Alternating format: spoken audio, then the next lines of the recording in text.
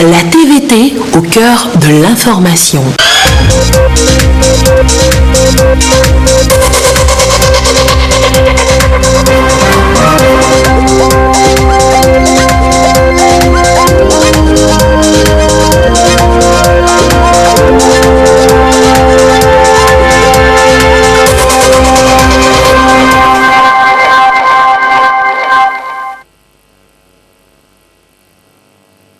Bientôt la fête de Noël. Le chef de l'État Faure Eswazina Gnassingbé a offert ce samedi des cadeaux aux enfants du personnel de la présidence de la République. Le Père Noël a donné aux tout-petits la joie de la nativité. À suivre dans un instant. La jeunesse de Wawa mobilisée ce jour pour la candidature du président de la République Faure Eswazina Gnassingbé au scrutin de février 2020. Le message a été délivré à Badou, à suivre tout à l'heure. Et puis, les Toufan étaient en concert VIP hier. Ils célèbrent ainsi leurs 15 ans de carrière. Voilà pour le sommaire. Où que vous soyez, vous êtes en direct sur la télévision togolaise. Bonsoir et bienvenue dans cette édition. Le chef, retenez tout d'abord que le chef de l'État Faure Eswazina Gnassingbé a pris part ce jour à Abuja, au Nigeria, à la 56e session ordinaire de la conférence des chefs d'État et de gouvernement de la CEDEAO. Le président de la République a été accueilli à l'aéroport d'Abuja par des officiels nigériens. Nous vous proposons les images.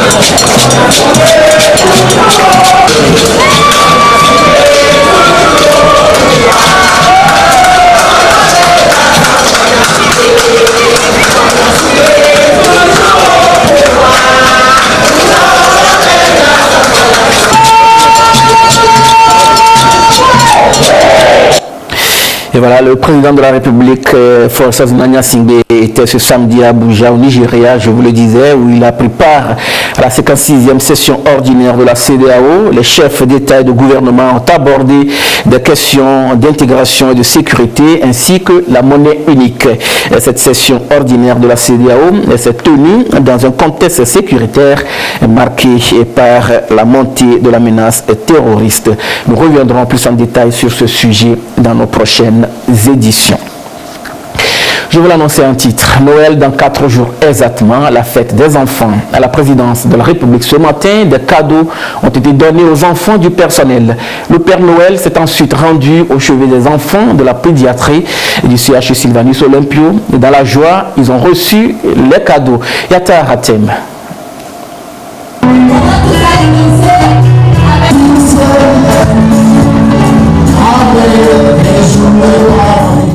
Ambiance de fête en l'ancien palais de la présidence de la République. À quelques jours de la fête de Noël, les enfants du personnel ont bénéficié de la générosité du président de la République. Des cadeaux leur ont été remis par la directrice du cabinet de la présidence au nom du chef de l'État. Les enfants bénéficiaires ont témoigné leur gratitude au chef de l'État. Cette action demande les valeurs de famille que sont le partage, l'amour, la générosité et la solidarité qu'incarne le chef de l'État. Nous lui disons merci de tout cœur. Acclamons notre président pour ce geste inestimable, surtout pour tous ces bienfaits. À notre tour, nous promettons de faire davantage preuve de sagesse à l'école et à la maison. Nous vous souhaitons d'excellentes fêtes de Noël et une merveilleuse année 2020. Que le Seigneur vous bénisse. Cette année encore, les enfants de la pédiatrie du CHU Sylvanus Olympio n'ont pas été oubliés. Et quand le Père Noël apparaît, les enfants et le personnel laissent éclater leur joie. Je remercie le président Fort et Sozimam Nassimbe parce qu'il m'a offert ce cadeau. Je prie pour que Dieu lui donne une bonne santé, beaucoup de vie. On remercie le chef de l'État, son Excellence Fort et Sozimam Nassimbe, pour ses dons.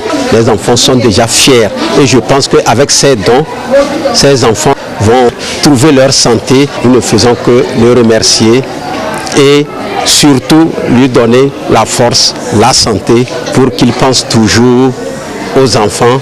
Cette opération annuelle de distribution de présents aux enfants à chaque fin d'année est devenue une tradition pour le chef de l'État.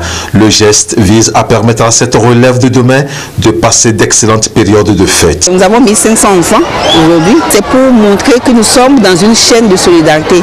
Et c'est quelque chose que nous essayons d'inculquer à nos enfants, de toujours penser aux autres, de partager avec les autres. Et nous avons saisi l'occasion pour rappeler ces valeurs de paix, de stabilité, d'amour dont notre pays a besoin pour continuer sa marche vers le développement. C'est vraiment une opportunité pour nous de rappeler ces valeurs qui sont chères au chef de l'État.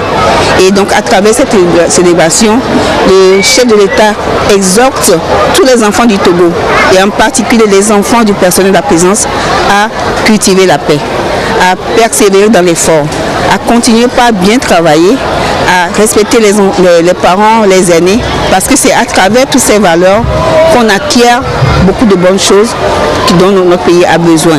Composé de vivre et de non-vivre, ce don est l'expression d'amour et du sens de partage du donateur à l'endroit des bénéficiaires. À l'école des services de santé de Lomé et Salles, 2 cérémonies ont marqué la vie des élèves officiers médecins. D'abord, le baptême de la première compagnie pour le compte de l'année 2016. Ensuite, la présentation au drapeau signe d'appartenance de la 2e compagnie à la valeureuse grande famille des militaires au service de la nation. Gérard Alagoudou. Double événement dans la vie des élèves officiers médecins de l'école du service de santé des armées de Lomé et Salles. La 2e compagnie, promotion 2018 d'un effectif total de 26 apprenants, a été baptisée. Elle porte le nom de feu professeur Antoine Afachao Amedame. Ce parrain, durant sa carrière, a fait preuve de patriotisme, d'abnégation et de travail bien fait surtout au profit de la jeunesse. L'héritage que vous recevez de votre parrain est comparable à celui de la médecine militaire dans chacun de ses aspects. L'adhésion sans limite à la communauté militaire en acceptant autant les risques qu'elle encourt que les objectifs qu'elle poursuit. L'adaptation à un contexte dur, jamais choisi, toujours changeant pour développer et assumer une pratique originale et performante et la nécessité de ne jamais oublier les leçons chèrement apprises. Cette cérémonie de baptême a été suivie de celle de la présentation de 26 élèves médecins de la première compagnie promotion 2019, dont 17 Togolais au drapeau. La cérémonie est présidée par le colonel Baramna Boupessi Djogigou, chef d'état-major de l'armée de l'air, représentant le chef d'état-major général des forces armées togolaises, le général de division Félix Abalo Kadanga. Il a exhorté les nouveaux militaires à la discipline, au respect de la hiérarchie et surtout à se montrer digne au service de tous. Cette cérémonie est un moment important et solennel pour votre parcours. L'emblème national, nos 4 couleurs, vert, jaune, rouge et blanc, font rayonner en Afrique et dans le monde notre chère devise travail, liberté, patrie. Cet événement est autant plus majestueux que la nation tout entière sera témoin de votre engagement à servir au prix de votre vie. Ainsi, cette cérémonie consacre votre appartenance définitive à la grande famille des militaires et vous impose le respect des valeurs inscrites en lettres d'or sur votre drapeau, à savoir sauver les hommes sans les distinguer et surtout se distinguer en sauvant les hommes. Dans un environnement sous-régional marqué par la montée de l'extrémisme violent, votre rôle est primordial, car s'il est vrai que vous soutenez d'abord les forces de défense et de sécurité engagées sur les théâtres d'opération, il n'en demeure pas moins que vos différentes actions au profit des populations civiles constituent un facteur important dans la lutte contre le terrorisme. Permettez-moi de rendre grâce à Dieu pour la plénitude de ces actions en faveur de tous et de profiter de cette occasion pour renouveler la gratitude des forces armées togolaises au chef de l'État, chef des armées, son Excellence Faure Eswazimana Gnassingbé, pour le soutien multiforme qu'il apporte à notre école militaire de santé dont l'utilité n'est plus à démontrer, tant pour les forces engagées sur divers théâtres d'opération à l'intérieur comme à l'extérieur de nos frontières que pour la population civile. Dans le contexte de la promotion de la culture de l'excellence, des récompenses ont été remises aux meilleurs élèves qui se sont bien illustrés sur le plan médico-militaire au cours de l'année académique 2018-2019. C'est une fierté de recevoir ce prix parce que ce n'était pas tout le monde et aussi ça incite plus à faire plus d'efforts pour pouvoir se dépasser et de peut-être recevoir encore d'autres prix dans l'avenir. Je tiens à dire que ceux qui n'ont pas reçu le prix n'ont pas pour autant démérité. Il y a beaucoup de bons élèves à l'école du service de santé des armées de Lomé. Peut-être aujourd'hui c'est nous qui sommes ceux qui ont été primés. Mais je crois que ces prix nous pousseront tous, même ceux qui ne les ont pas reçus, à continuer à travailler pour être de bons médecins pour nos pays, pour les populations. Depuis sa création en 1994, l'école du service de santé des armées de Lomé et Salles a formé 264 médecins, dont 182 Togolais et 95 apprenants venus des pays d'Afrique francophone. L'école compte actuellement 230 nouveaux élèves. Ce défilé militaire a mis fin à la cérémonie.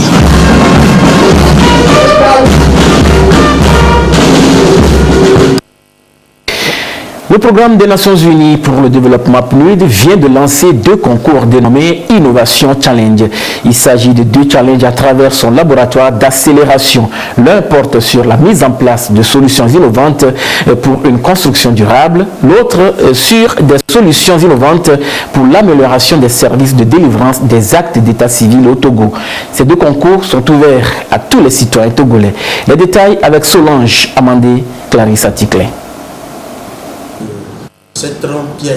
Nouveau cycle du concours Innovation Challenge. Le programme des Nations Unies pour le développement PNUD, par le biais de son laboratoire d'accélération, met en compétition 2 domaines. La construction durable, alliant la valorisation des déchets et l'utilisation des matériaux de construction locaux et l'amélioration des services de délivrance des actes d'état civil. C'est dans ces 2 domaines que les concurrents sont appelés à proposer des solutions innovantes. C'est pour un peu montrer aussi l'intérêt que le Togo, que le PND, que les autorités ont pour les questions d'innovation, les questions de solutions, de nouvelles solutions pour les approches de développement. Je crois qu'on accompagne le gouvernement dans ce sens-là. Les concours ont lieu du 11 au 24 décembre pour la construction durable et du 14 décembre 2019 au 6 janvier 2020 pour les solutions de délivrance des actes d'état civil. Ils sont ouverts à tous les citoyens et c'est sous le parrainage de l'École supérieure d'ingénieurs ainsi, du ministère de la Ville, de l'Urbanisme, de l'Habitat et de la Salubrité publique et celui de l'administration territoriale, de la décentralisation des collectivités locales. Ce challenge est lancé pour 3 semaines. Nous comptons avoir les résultats au plus tard début janvier 2020 pour pouvoir primer un certain nombre de projets qui vont certainement travailler sur ces questions-là, qui sont très importantes. chacun des primés devrait recevoir $30 000 dans un premier temps, et puis maintenant on va voir avec les travaux qu'ils vont faire comment améliorer, comment les accompagner davantage. Le concours Innovation Challenge se positionne comme un moyen efficace d'injecter de l'énergie dans la création d'idées d'entreprise et de relever les défis sociaux. Il est promu par l'accélérateur Lab, la nouvelle façon de travailler du PNUD pour impulser le développement. C'est depuis le 9 décembre dernier que le registre social unique fait l'objet de vulgarisation à travers le pays. Un concept de l'Agence nationale de développement à la base qui permet d'avoir une base de données des familles les plus pauvres. La tournée de sensibilisation sur le dit registre a pris fin dans le Grand Lomé. Ekwesala. En tenant compte du degré de vulnérabilité des ménages, le gouvernement veut disposer d'une base de données sur les types de ménages en vue de mieux orienter les actions en leur faveur. D'où la nécessité du registre social unique RSU en cours de mise en place au Togo. Les prestations de services ont du mal à atteindre les personnes réellement nécessiteuses. Le registre social unique, une fois qu'il sera disponible, va relever les informations sur les différents ménages, sur les différentes personnes, qui permet de les classer selon le niveau de pauvreté ou selon le niveau de vulnérabilité. Après une première phase de vulgarisation du concept à travers le pays, c'est au tour des acteurs du Grand Lomé de s'approprier le mécanisme. Cette rencontre d'information et de sensibilisation est organisée pour les amener à servir de relais auprès de la population. Nous disons au moins qu'aujourd'hui, au Togo, le concept de registre social unique est démystifié. Tout le monde sait ce que c'est et tout le monde peut en parler.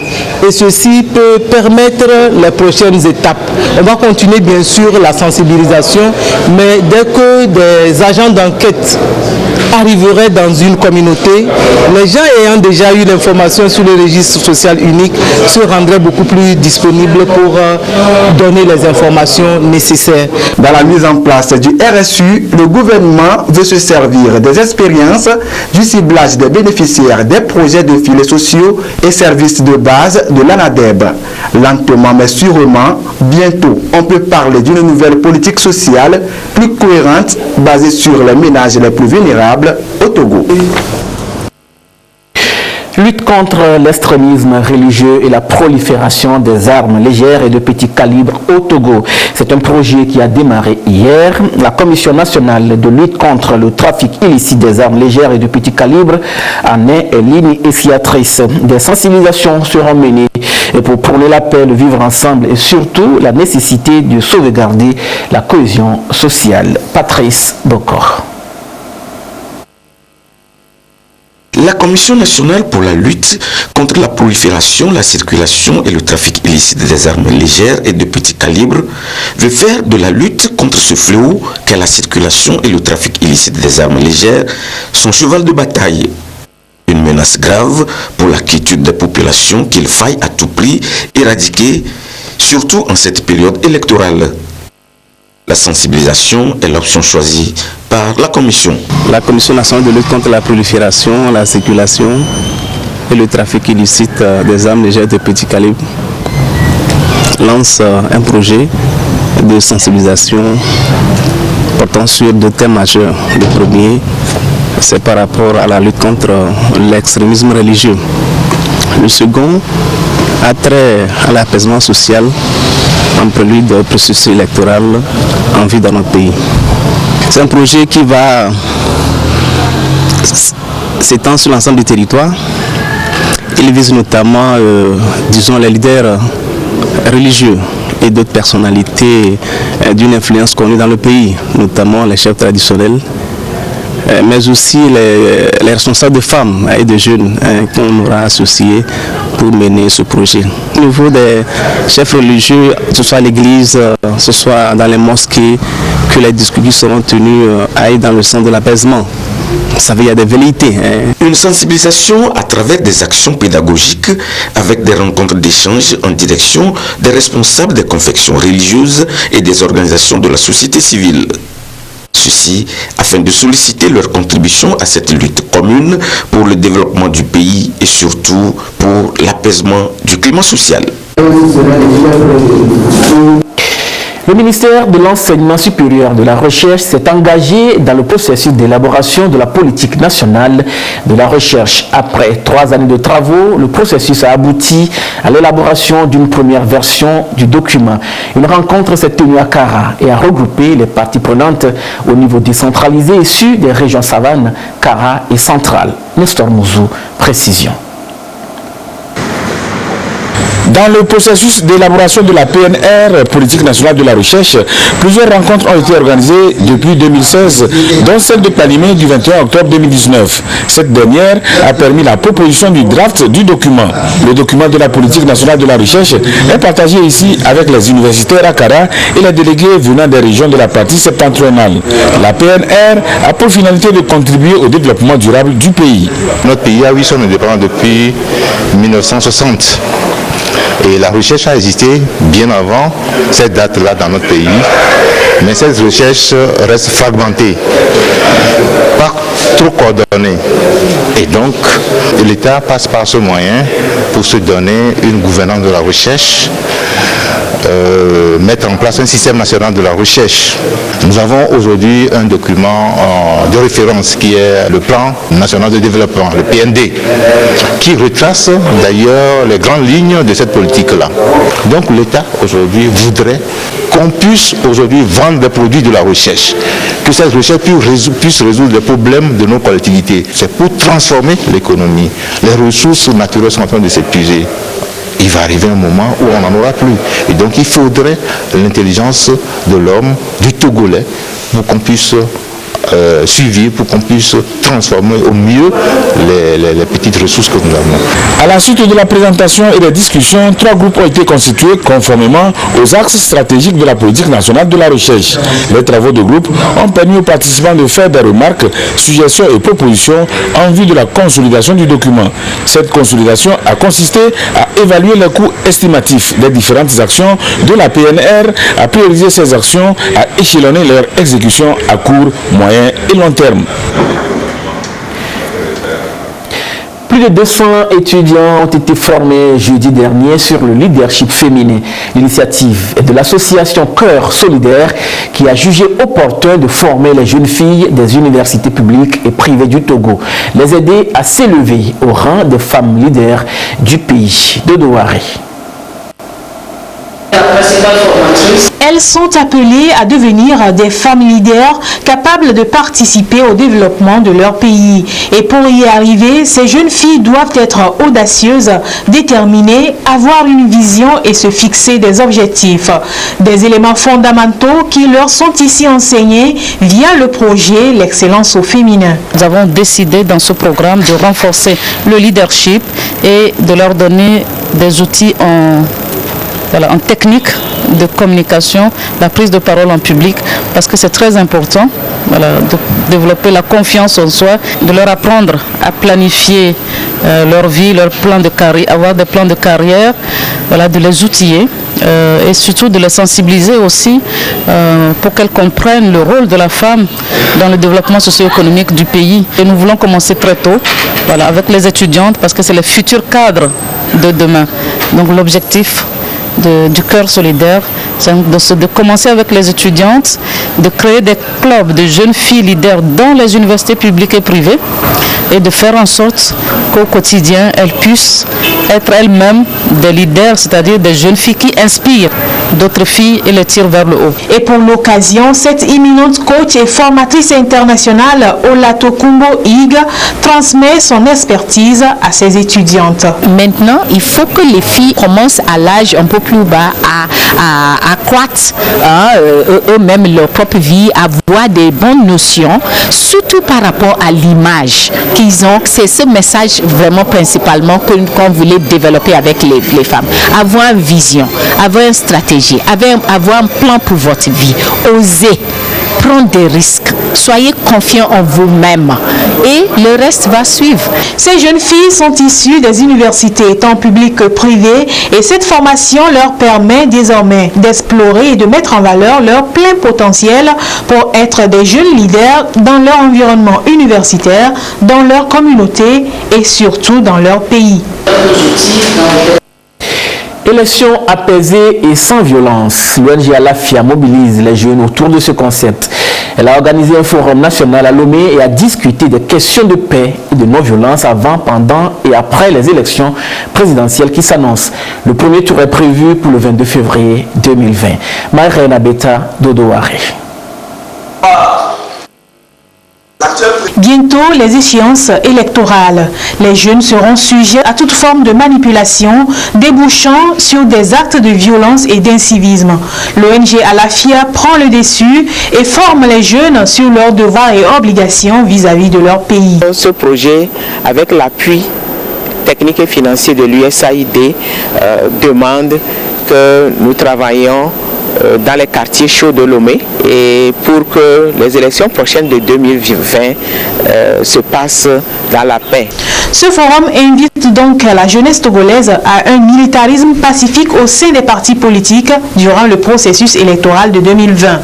Les jeunes ont acquis des valeurs fondamentales de paix, de non-violence et de la démocratie. Nous avons été formés sur les droits et les devoirs qui nous incombent vis-à-vis de notre pays.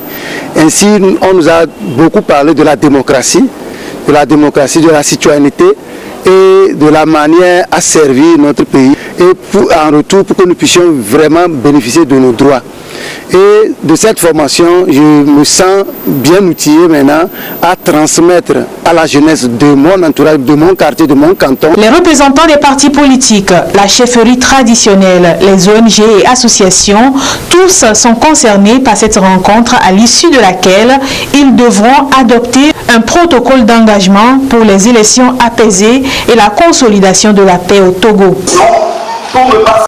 L'actualité, c'est aussi cette mobilisation des jeunes de la préfecture de Wawa tenue ce samedi à Badou. Un meeting, c'est autour d'un message phare. La jeunesse de Wawa choisit le chef de l'État fort Eswazina Singbe pour être son candidat au scrutin présidentiel de 2020.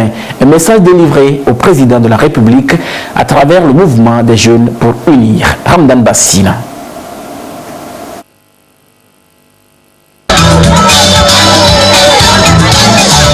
La jeunesse de Wawa sortit en masse pour réitérer son attachement au parti Unir. Cette marée humaine a un message à transmettre aux fondateurs du parti Union pour la République à travers le bureau national du mouvement des jeunes pour unir, MJU.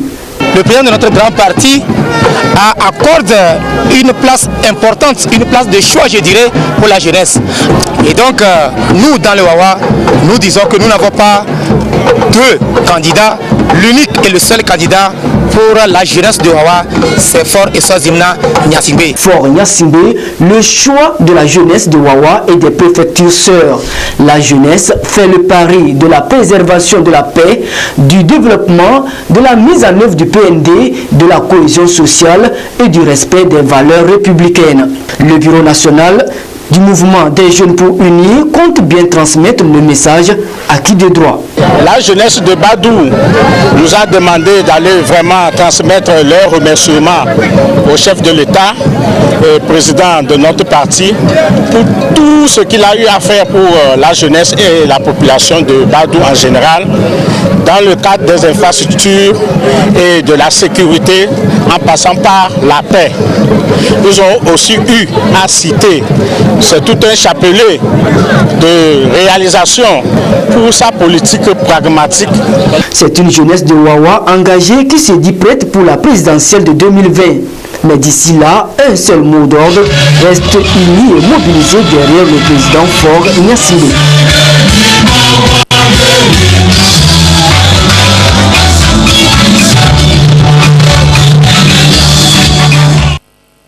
Le pacte socialiste pour le renouveau PSR sera aux élections présidentielles de 2020.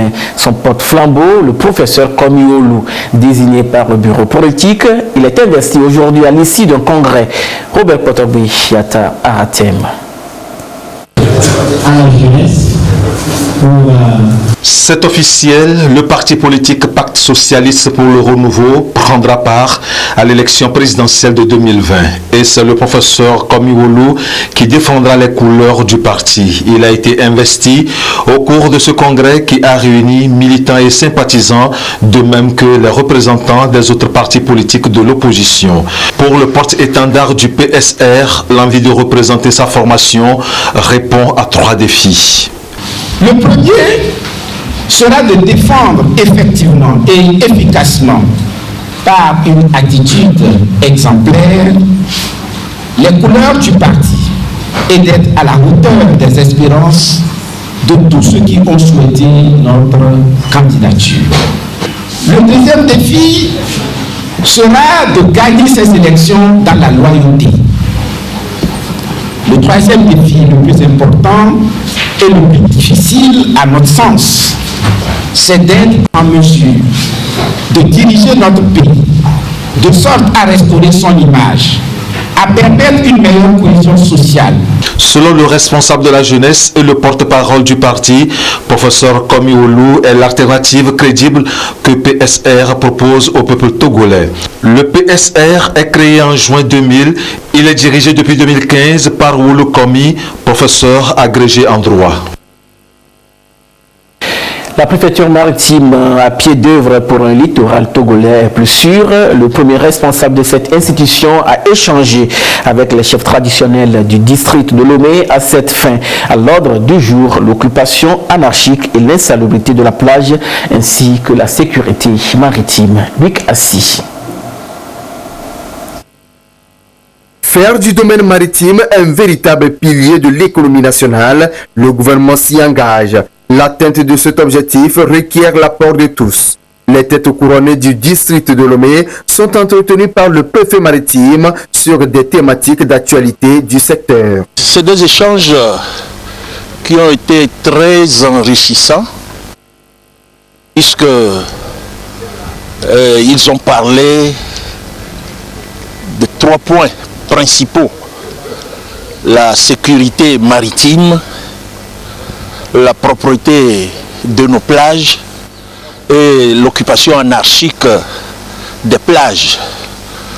Cela est indispensable au développement harmonieux de notre économie bleue. De notre économie bleue qui est un facteur, un pilier du PND, du plan national de développement instauré par le chef de l'État. Donc ce que nous avons pu retenir, c'est que nous, chefs traditionnels, nous sommes concernés en premier chef. On va d'abord commencer par une sensibilisation. Cette sensibilisation motivante pourra atteindre le cerveau de notre population qui est la jeunesse. Les échanges ont permis de rappeler et de sensibiliser ces chefs traditionnels sur leur rôle dans la lutte contre l'occupation anarchique et l'insalubrité constatée sur le littoral. Aussi ont-ils abordé des questions relatives à la sécurité maritime. Le préfet maritime Neyota Kunadi a exhorté ses garants des us et coutumes à s'impliquer davantage dans la sécurisation des côtes togolaises car il y va de l'intérêt de tous. La finale du tournoi de ballon militaire intercompagnie a mis aux prises les bataillons du régiment commando de la garde présidentielle au bataillon de commandement d'appui et de service. Et c'est ce dernier qui a remporté la victoire. Le reportage de Robert Potobich. C'est le bataillon de commandement d'appui et de services BECAS qui enlève le trophée de challenge intercompagnie de ballon militaire du régiment commando de la garde présidentielle RCGP. Après d'ultimes combats dans un fair play remarquable, les joueurs du BECAS ont fini par l'emporter sur un score de 3-2. Sous le regard admiratif du chef corps du régiment commando de la garde présidentielle, le colonel Dolama Malana, Sénat et de plusieurs autorités militaires, chaque bataillon a fait preuve de discipline, de respect et de solidarité durant cette finale.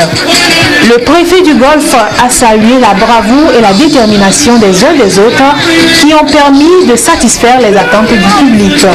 Il a saisi cette opportunité pour rappeler les valeurs militaires qui doivent prévaloir pour le succès de leur mission, lesquelles sont liées à la protection et à la sécurité des citoyens, tant sur le plan national qu'international. Des prérogatives qui tiennent à cœur au chef de l'État, chef suprême des armées, Faure Sozimnanya Simbé. Ce challenge intercompagnie de ballons militaires est organisé par le régiment commando de la garde présidentielle. C'est un tournoi qui vise à renforcer des liens de cohésion entre les différents corps de l'armée togolaise. 15 ans de carrière pour les Fils du Vent, en prélude à la célébration du grand concert de demain. L'hôtel du 2 février a vibré hier au son du Cool Quartier et de bien d'autres encore. Un concert VIP suivi pour nous par Esther Laclé et Guillaume Egbakou.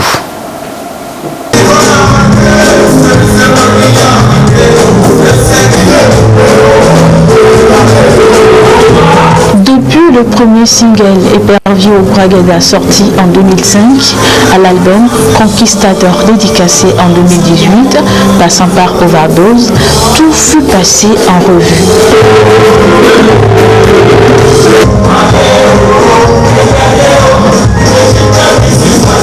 Ils ont retracé l'historique de toute leur vie artistique.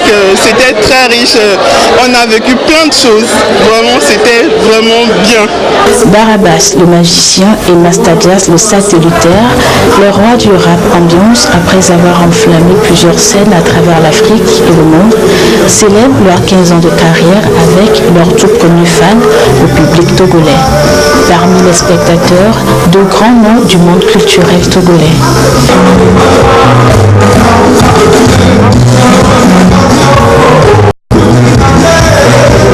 C'était un spectacle formidable et je suis prêt à rester jusqu'à le lendemain. Pour moi, ils font partie des artistes que je respecte parce qu'ils ne copient pas, mais ils créent. C'est la création aujourd'hui. Il ne faut pas seulement des artistes qui suivent, eux ils seront des créateurs. Pour ça, je suis prêt à être là et je suis là, je serai là, je serai toujours là. Pour moi, ils sont bons. Tout ce que je vais leur dire, c'est de persévérer et que le travail paye. Ça paye toujours, la preuve est ce soir, mais je crois qu'ils peuvent encore faire mieux.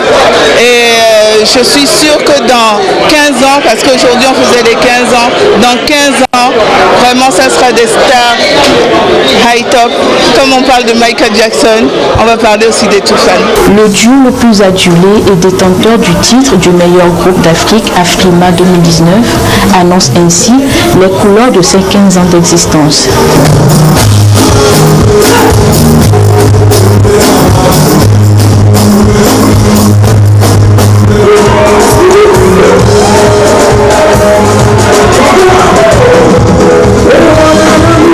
Dans la vie, quand vous entreprenez quelque chose, il faut toujours mettre Dieu au centre de cette chose. Et la force de Toufan aujourd'hui, tout simplement, c'est Dieu. C'est vrai que nous travaillons. Est-ce que nous sommes les meilleurs travailleurs sur la terre? Non. C'est parce qu'il y a Dieu dedans que ça marche. Non, mais ce qui explique la complicité, c'est qu'on a la chance aujourd'hui d'avoir des parents à côté de nous. On a la chance aussi de connaître Dieu parce que c'est très important. Et la chance de comprendre en fait ce que Masta aime et ce que j'aime. On arrive à s'entendre et puis savoir qu'on est là comme c'est une entreprise en fait qu'on est en train de faire. Il y a un patron, il y a un directeur général et il faut qu'on essaye de se comprendre pour faire évoluer cette société. On met nos égos de côté en fait pour faire tout fan.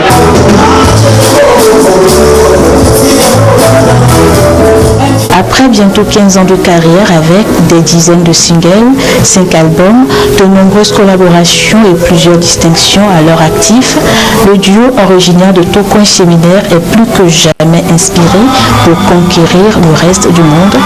Ils font la fierté du Togo.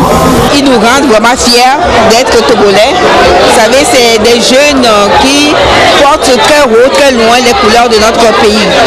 Ils ont eu à gagner beaucoup de distinctions à l'international et ils ont porté très loin la culture togolaise. Les Toufan, c'est le témoignage de la jeunesse togolaise qui est consciente de ses talents, de son potentiel et qui a la volonté, la détermination de faire éclore son talent. Après ce concert privé, les Toufan invitent le grand public ce dimanche à Canal Olympia pour un second concert.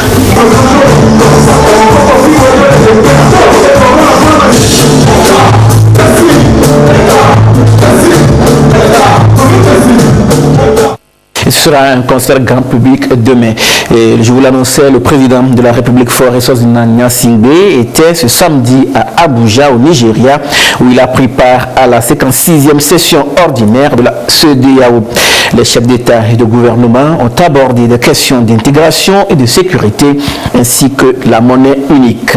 Et cette session ordinaire de la CEDEAO s'est tenue dans un contexte sécuritaire marqué par la montée de la menace terroriste.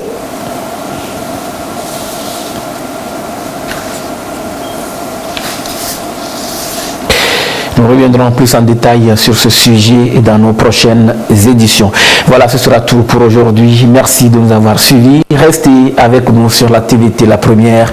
Gardez toujours le sourire, quoi qu'il arrive. Excellente nuit à tous.